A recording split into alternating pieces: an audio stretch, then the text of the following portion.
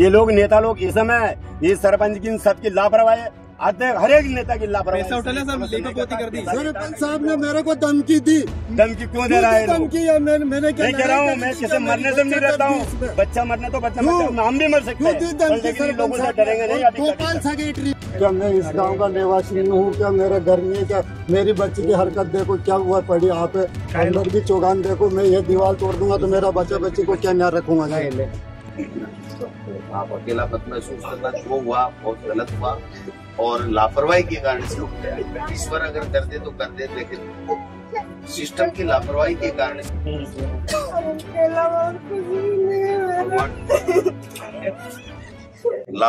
कारण से 7 बच्चों की मौत हो गई,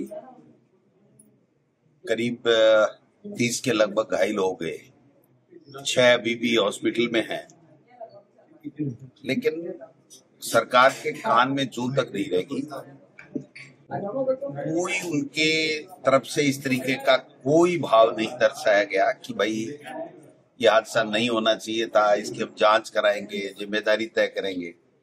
2-4 टीचर्स को, एक जिला शिक्षा अधिकारी को हटा दिया, जबकि मैंने वहां पर देखा है, लोगों से, गांव के लोगों से, बुजुर्ग महिलाओं से सुना है, वो ये कह रहे हैं कि ग्राम पंचायत का जो सरपंच है वही वहां का बीजेपी का ब्लॉक अध्यक्ष है, उसने रिपेयर किया और उस रिपेयर में जो वाटर प्रूफिंग, जहां स्टील की एक चादर लग के, जाली लग के होती है, वहां पर एक प्लास्टिक की जाली लगाई हुई थी और आनन फानन में वहां से पूरी बिल्डिंग को गिरा दिया गया, सबूत मिटा दिए गए, जिससे जांच ही नहीं हो कि उसकी क्या कमी रही। और शिक्षा मंत्री भी ये कह रहे हैं कि अब जांच नहीं हो सकती, गलती किसकी रही। नैतिक जिम्मेदारी की तो बहुत कोसों दूर बात हो गई। मंत्री जी आए तक नहीं, वहां पर मुख्यमंत्री नहीं आए, उनको कोई सम्मानजनक पैकेज नहीं मिला। बहुत गरीब लोग हैं। हम गए थे, खड़गे साहब, राहुल गांधी जी का मैसेज था और प्रदेश कांग्रेस कमेटी की तरफ से हमारे प्रमोद जैन भाया जी, सीएल प्रेमी जी, विकास चौधरी जी, हमारे जिला अध्यक्ष जी, तमाम एमएलए, एक्स एमएलए, सारे लोग गए थे और बहुत तकलीफ में थे लोग। ये कह रहे थे कि साहब हम पे मुग्ध में किए गए। जब हमने ये कहा कि इसकी जांच कराई जाए, हमें मुआवजा दिया जाए, तो मुग्ध में करा दिया।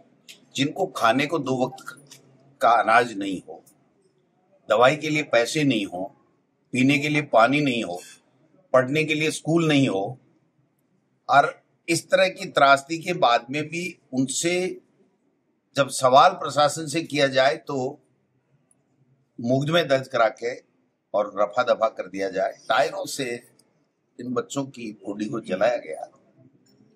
मैं समझता हूं कि ऐसी अमानवीय, संवेदनहीन सरकार को जिम्मेदारी लेके कम से कम शिक्षा मंत्री का तो इस्तीफा देना चाहिए था। मैंने जिला प्रशासन से भी बात की है। आज हम 1-1 लाख रुपए मृतकों को और जो घायल है उनको 10-10 हजार रुपए दे करके आए हैं और हमारे कांग्रेस के कार्यकर्ताओं से कहा है कि जिला प्रशासन से मेरी बात हुई है, वो भी कुछ जन सहयोग से फंड इकट्ठा कर रहे हैं, तो हम ज्यादा से ज्यादा उनकी मदद करें और कम से कम जो 10 लाख मिला वो उनका हक था, उसमें कोई मेहरबानी नहीं है प्रशासन की।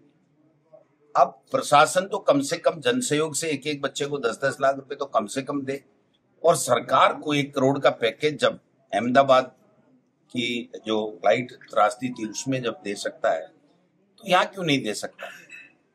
जब कन्हैया हत्याकांड हुआ था 50 लाख रुपए हमारी सरकार ने दिए थे और उस वक्त ये कह रहे थे 1 करोड़ क्यों नहीं दिए, तो आज वो कहाँ चले गए। और सबसे बड़ी जो तकलीफ वाली बात उन लोगों के लिए है वो ये कह रहे हैं भाई हमारे तो बच्चे चले गए।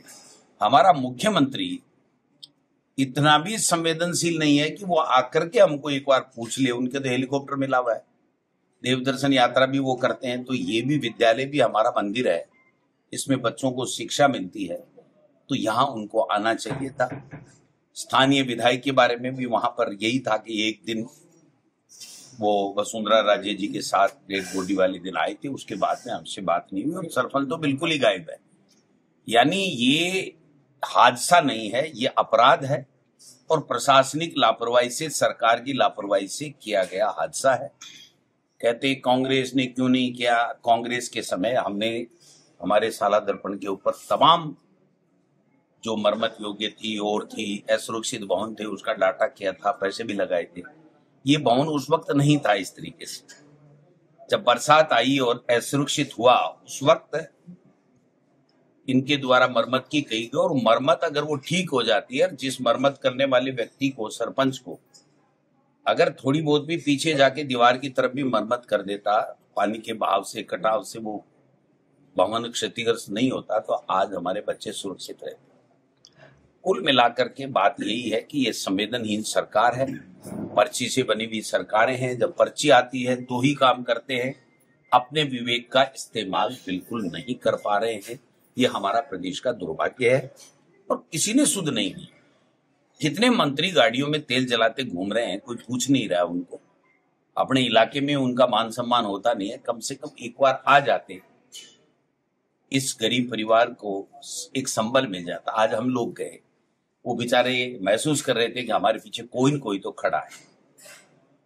तो मैं समझता हूं कि ये बहुत बड़ी सरकार की तरफ से लापरवाही रही है और अब भी संवेदनहीनता पराकाष्ठा पे। कांग्रेस किस तरह से खड़ी रहेगी इनके साथ? भाई, हमने हमारे सभी लोगों से, नेताओं से, ब्लॉक अध्यक्ष, मंडल अध्यक्ष नेमी चंद जी हमारे जो वहां से कैंडिडेट हैं, उनको सबको कहा, वो उनके बीच में ही रह रहे हैं। उन्हें कहीं भी किसी भी रूप की आर्थिक मदद उनको चाहिए, उनके बच्चों के, बाकी बच्चों के लिए पढ़ने की चाहिए, कोई इलाज के लिए चाहिए, तो कांग्रेस पार्टी का कार्यकर्ता हमेशा उनके साथ खड़ा है।